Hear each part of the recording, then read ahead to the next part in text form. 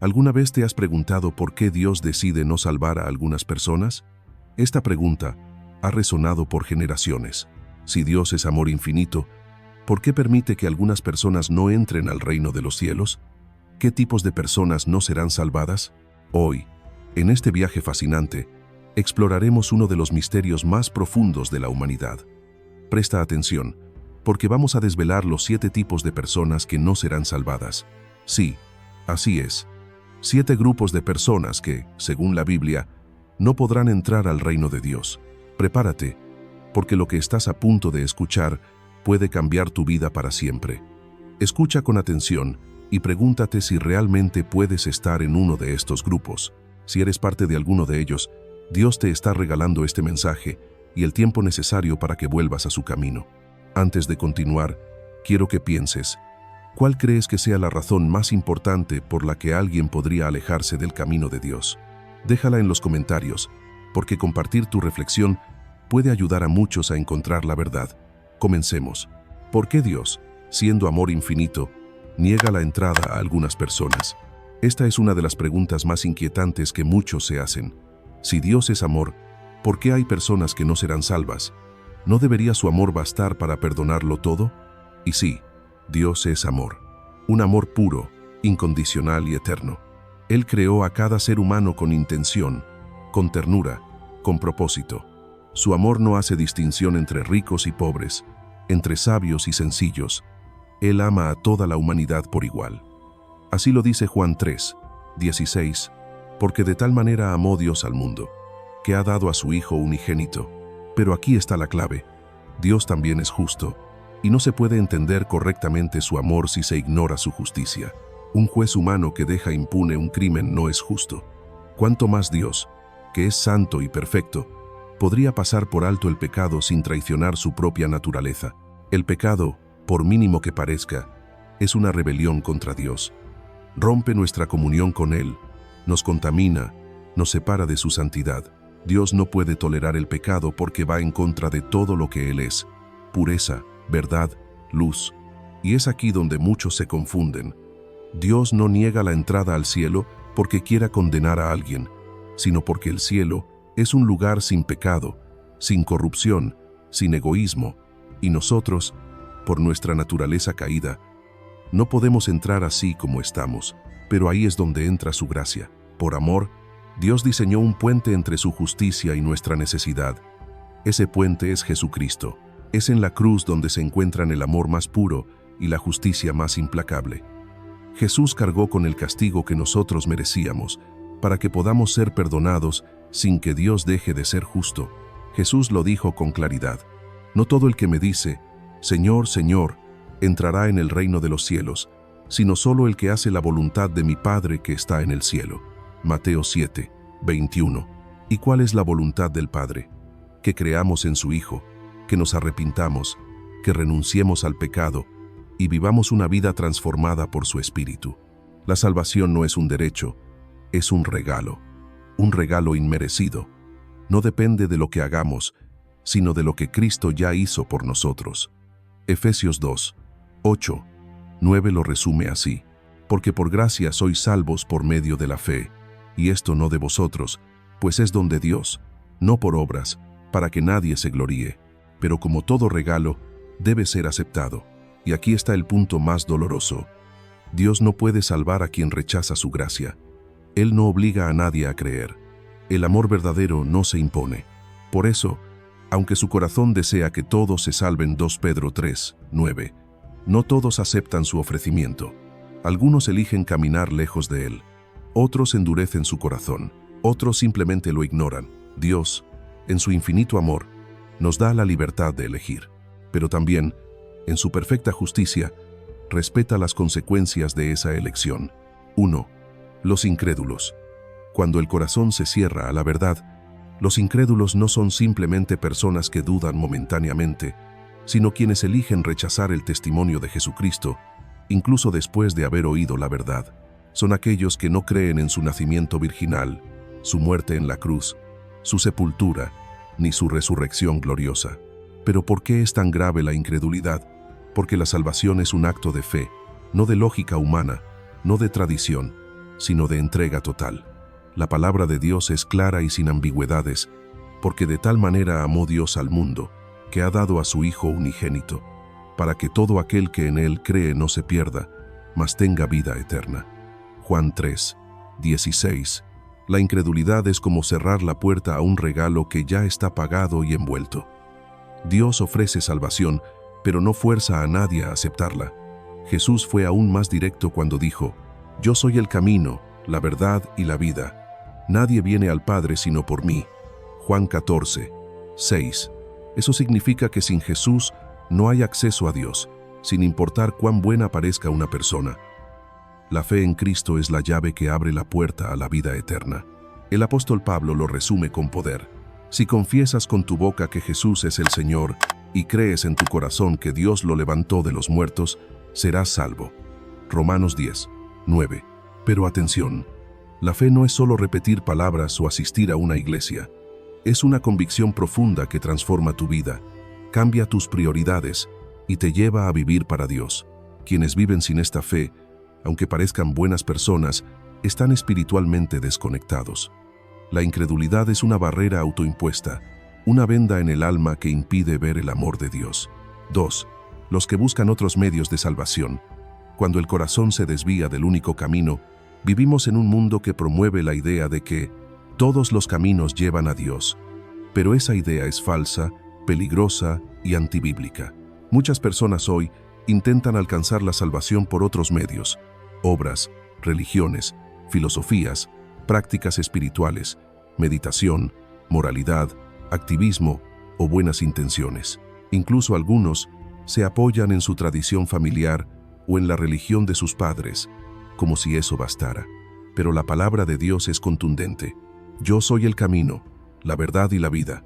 Nadie viene al Padre sino por mí». Juan 14, 6. No hay plan B, no hay atajos, no hay rutas alternativas. Las buenas obras tienen su lugar, sí, pero no son el camino a la salvación, sino el fruto de una vida transformada por Cristo. Buscar redención fuera de Jesús es como intentar apagar un incendio con agua sucia. No solo no sirve, sino que puede empeorar la situación. El apóstol Pedro lo expresó con claridad divina: «Y en ningún otro hay salvación, porque no hay otro nombre bajo el cielo, dado a los hombres, en que podamos ser salvos». Hechos 4, 12. No es arrogancia afirmar que solo Jesús salva. Es fidelidad a la verdad revelada por Dios. Dios no es un supermercado de creencias donde uno escoge lo que le acomoda. Él estableció un solo camino, no por capricho, sino porque solo Jesús pagó el precio del pecado. Rechazar ese camino, por más espiritual que parezca la alternativa, es rechazar la cruz, el sacrificio y el amor de Dios. 3. Los hipócritas. Cuando la fe es solo fachada, el tercer grupo que no será salvo lo componen los hipócritas, personas que aparentan tener fe, pero que en lo profundo no la viven. Se trata de individuos que hablan de Dios, pero no caminan con Él. Son religiosos por fuera, pero rebeldes por dentro. Jesús fue muy duro con este grupo, más incluso que con los incrédulos. A los fariseos, que eran expertos en aparentar santidad, les dijo: «Ay de vosotros, escribas y fariseos, hipócritas, porque sois semejantes a sepulcros blanqueados, que por fuera, a la verdad, se muestran hermosos, mas por dentro están llenos de huesos de muertos y de toda inmundicia». Mateo 23, 27, 28. ¿Por qué tanta dureza? Porque la hipocresía religiosa es un engaño letal. No solo aleja al hipócrita de Dios, sino que confunde a otros, deshonra el nombre de Cristo y corrompe la comunidad de fe. Ser hipócrita no es tener errores, todos fallamos, sino fingir deliberadamente una vida de fe que no se vive, mientras se esconde un corazón sin arrepentimiento. Jesús enseñó que muchos llegarán al final diciendo: «Señor, Señor, ¿no profetizamos en tu nombre?». Y Él les responderá: «Nunca os conocí, apartaos de mí, hacedores de maldad». Mateo 7, 22, 23. Eso es lo más triste, creer que uno está bien con Dios, cuando en realidad está lejos. La hipocresía puede engañar a todos, menos a Dios. 4. Los que se justifican a sí mismos. Cuando el orgullo espiritual reemplaza la gracia, la autojustificación es uno de los engaños más sutiles del corazón humano. Es la tendencia a compararnos con otros, minimizar nuestros errores y convencernos de que, por nuestras propias acciones, merecemos el favor de Dios. Jesús advirtió contra esta actitud con una parábola muy reveladora. Veros, el fariseo puesto en pie, oraba consigo mismo de esta manera: Dios, te doy gracias porque no soy como los otros hombres.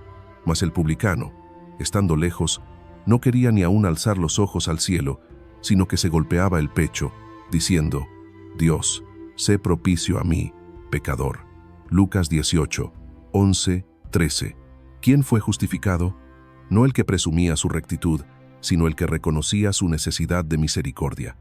La autojustificación es peligrosa porque reemplaza el arrepentimiento con orgullo. Es como intentar limpiar una herida con las manos sucias. La palabra lo deja claro: porque por gracia sois salvos por medio de la fe, y esto no de vosotros, pues es don de Dios, no por obras, para que nadie se gloríe. Efesios 2, 8, 9. Dios no salva a los que se creen suficientes, sino a los que reconocen que sin Él están perdidos.